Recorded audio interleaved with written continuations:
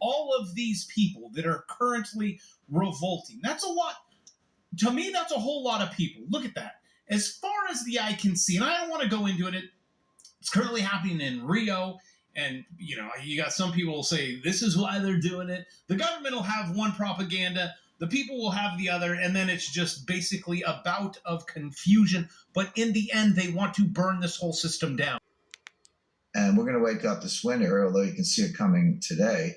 We're going to wake up this winter with a severe recession, high unemployment, and a much lower stock market. What's coming is a very severe recession. You can see what's coming. Monetary tightening in top of a world where growth is decelerating, inventories are sky high. The funny thing about the supply chain is you go back a year or so, kind of this time last year, we all remember headline: your supply chain is broken down. Junior's cheesecake can't get cream cheese; they can't make cheesecakes, or the shelves are bare. So all true. That was happening at the time, and that's when I started working on the book.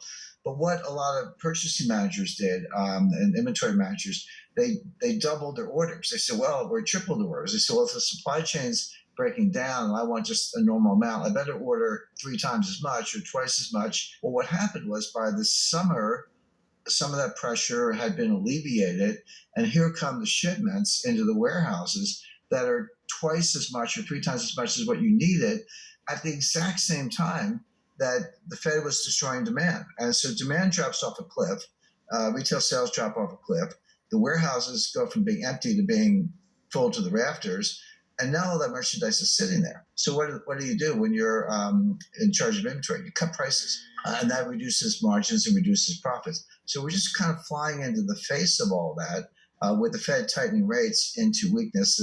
The Fed will be the last to know.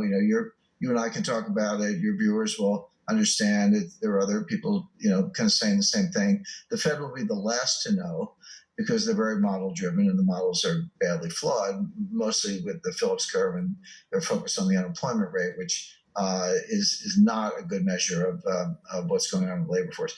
So we're Shalom Yasharal, all praises and glory goes to our mighty power Yahweh, by Hashem, Yahweh Shai, by Hashem Rakakwadash. Double honor to the apostles of Great Millstone. Salutations unto the elect men feeding the sheep of Yahweh, by Hashem Yahweh Shai, in sincerity and truth with this great gospel. This is a collapse of a system that we're watching.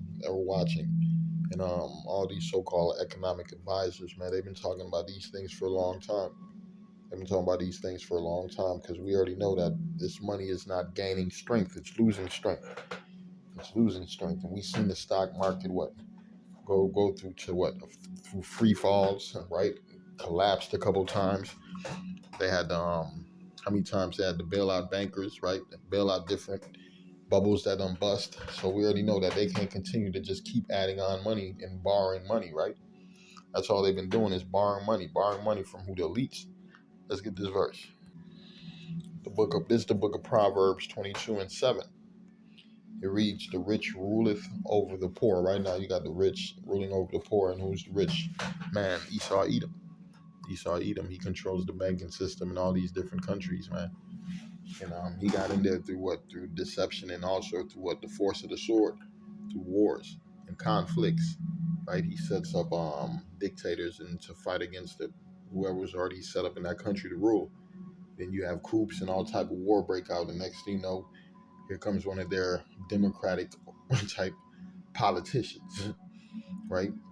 All on Esau's side, all pro-America. That's how it's always set up.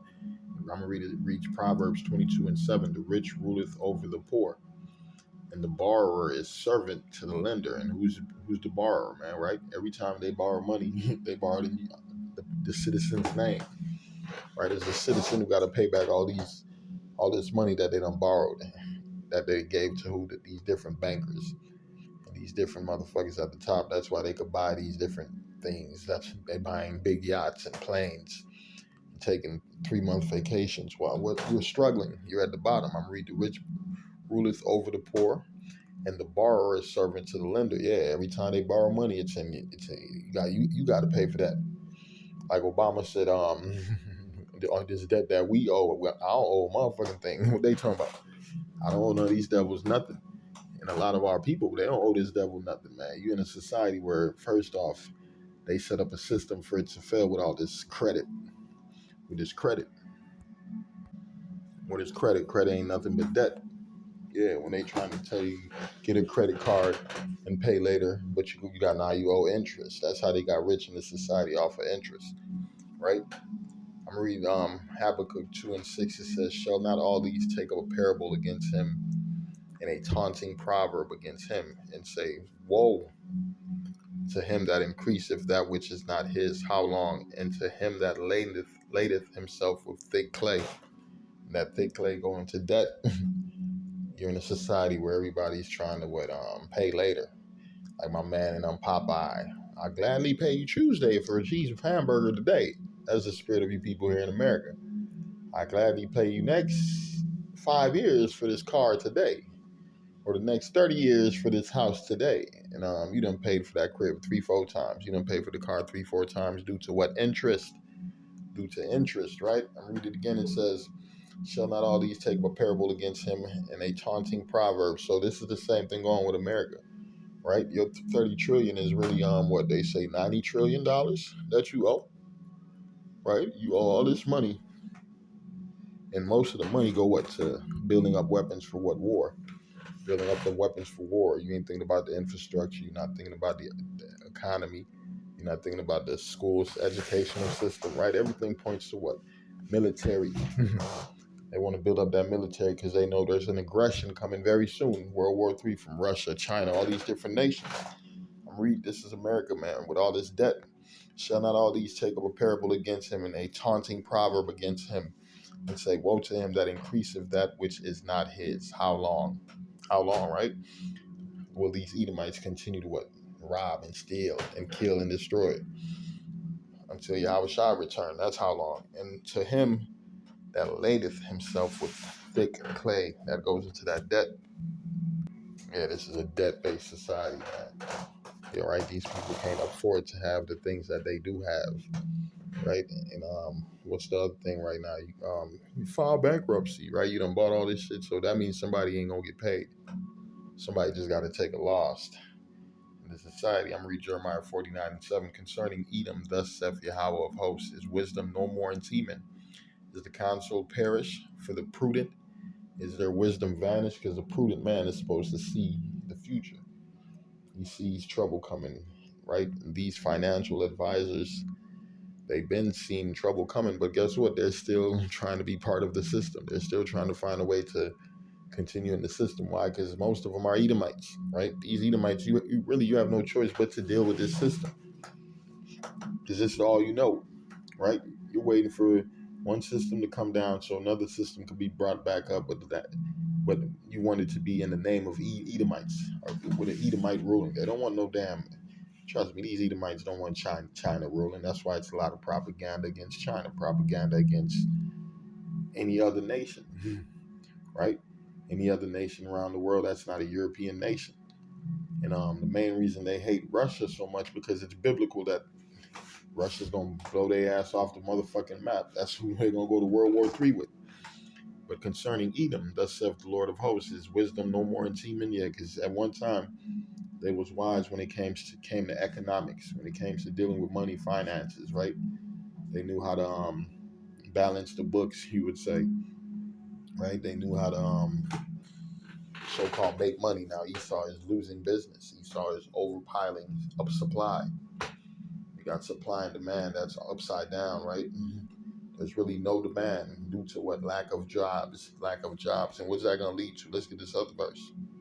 Read the book of Isaiah 19:15. "Neither shall there be any work for Egypt, which the head or tail, branch or rush may do." That's the future. It's not going to be too much work in Egypt. Neither shall there be any work for Egypt, right? The Lord's going to shut this whole system down to the point where you ain't got to worry about filling out a resume, putting resumes together, and sending them out. What you see going on in Twitter, right? A bunch of people at Twitter, you done fired them and 90% of the staff. That's the future. A lot of you so-called sitting behind a computer desk doing nothing, motherfuckers, nerdy ass, little sugar tail ass Edomites. in other heathen nations, and 2/3 man be sitting behind that computer doing nothing, right? Sending back emails. The Lord is shutting all that down, and they get paid good money to do it. Some of these people make what, 60 to $100,000 just sitting behind a computer doing nothing. Read Isaiah 19 and 15 again. Neither shall there be any work for Egypt, which the head or tail, branch or rush may do. Yeah, because it's going to be a wrap.